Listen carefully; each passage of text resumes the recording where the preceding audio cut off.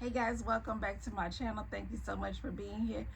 I know you are looking for ways to maintain that side hustle because that's all I've been preaching about this summer is side hustles, side hustles, side hustles.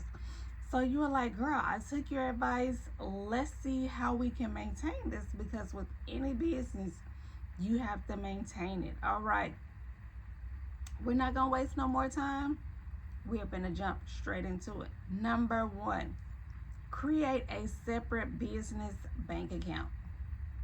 Now, if you are just starting out and you haven't gotten any sales or made any money, then I don't recommend this just yet because the banks will ask for certain documentation and you really haven't made any money and you may not have any extra money to get the proper documentation. So I recommend that you wait until your Shopify is jumping, you are making money, your DM is full, or however you got your business going, it is busy.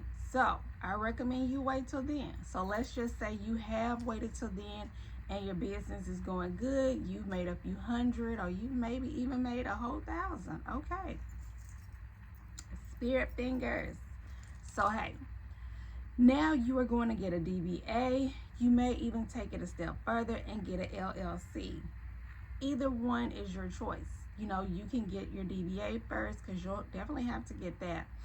But keep your money separate. If you're making enough money to where you can pay yourself, definitely write yourself a check or go to the bank and do a counter withdrawal and write, payroll for yourself or stuff like that, just so you can have a record because later on you may want to get into business credit. So always be mindful that have an end in mind when you first start. Don't just think, oh, this is just my little side hustle, because if you think of it as a little side hustle, your customers or clients will too. However you think and feel about your business is the way others will. So always keep your shoulders back. This is a big business. This is a big Forbes, Fortune 500 company. That's the way you want to talk about it, because wherever you talk about it out loud and how is what it will really be. So my companies are always big businesses. They're always very lucrative, okay? I won't get off on a tangent than I already have. Set and create a budget. Oof. Nobody likes that word because they always think that you are confined and restricted. This is so, like I said, if you begin to want, hey, my business is doing well, I do want to take this a step further, I do want to get business credit. If you haven't created a budget and put parameters in place and can document and show documentation of your income, your expenses, and then a profit and or a loss, then it's going to be very difficult for a bank. And then you're also going to need a business plan in the future. So these are the types of things that you must think about because you never know where you may want to go with your business. So definitely think of that. A budget is just not about being restricted. It's so that you can maintain the business. You want to set a budget for supplies and payroll if you are, doing just that well.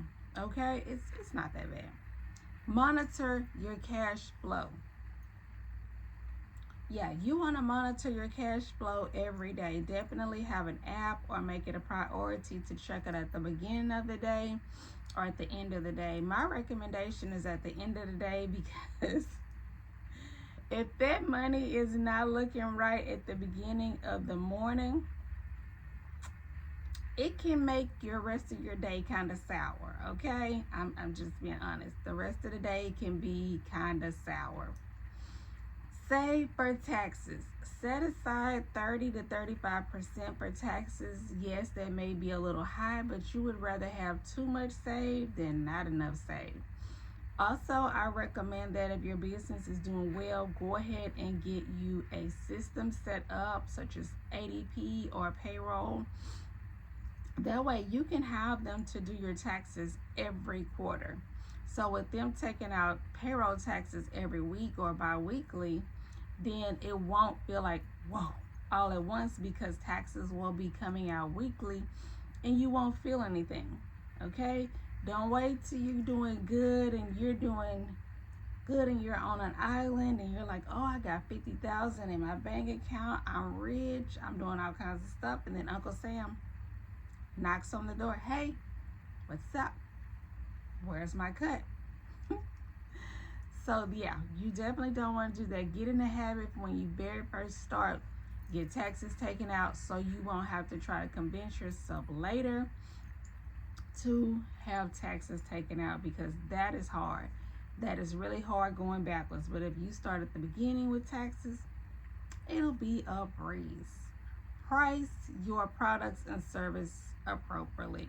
That means you just basically want to check out your competitors, see what they're doing, seeing what services they offer and how they do it.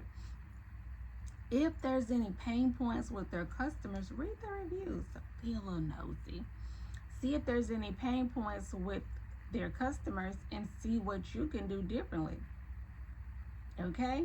And then also, if you're just starting, you can either be firm and solid in what you offer, or you can be a little bit less than your competitors for at least 90 days, then gradually bring your prices on back up. Okay? Diversify your income. So yeah, you definitely want to have more than one product or service that you offer, just in case one of those, is not doing so well. You definitely have another offer. So let's say you do motivational speaking, but you got sick and you can't speak.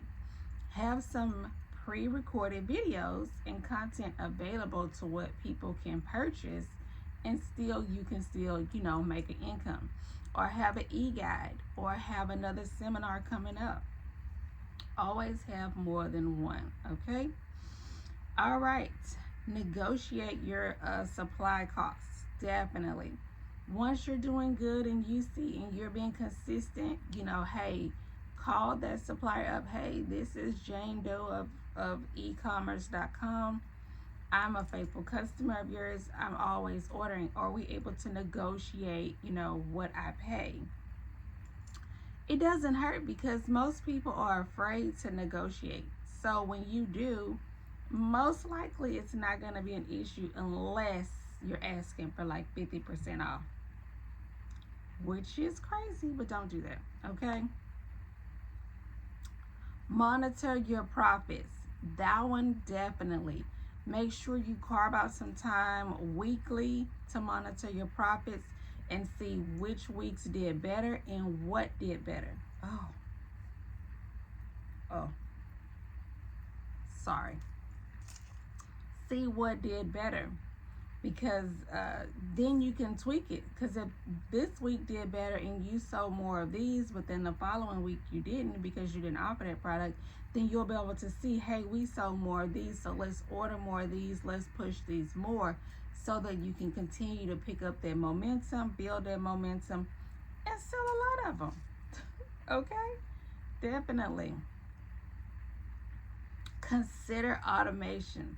Definitely, I would probably push that one up to probably number 2, because the more you can automate your products and services, the less that you'll have to be hands-on, and the more that can free up your mind, and you can continue to make better products.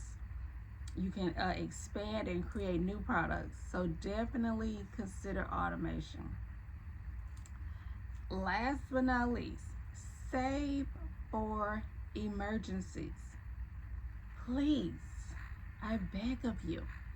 You have got to think of emergencies, because the sun will shine, and it'll shine, but all when it rains. I have never had an emergency, and it was just one.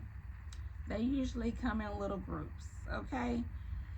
So definitely plan for an emergency. Right now, I am having I wouldn't call it an emergency. I would call it a setback, but I am mentally and financially ready. So you have to be ready for it. Set money aside. Don't take it lightly, okay?